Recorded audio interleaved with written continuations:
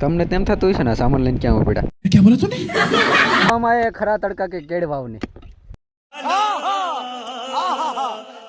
તો અત્યારે બહુ મોટો ડિસિઝન ચાલે છે કે કેળ ક્યાં વાવી લોકેશન ફાઇનલ કરી નાખ્યું છે માથાકૂટ કરીને તો વાવવાનું ચાલુ કરે છે ये बड़ी अच्छी बात कही है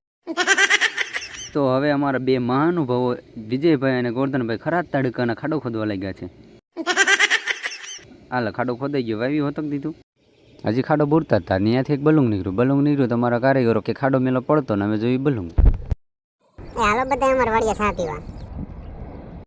અમારા કારીગર બલુંગ જોવામાં વ્યસ્ત હતા મેં કીધું લાય હું આવું ઝાડવા વાવી દઉં હમણાં જો આ ચાલુ કરી મને પાણી શું પાવું પડે ડોલ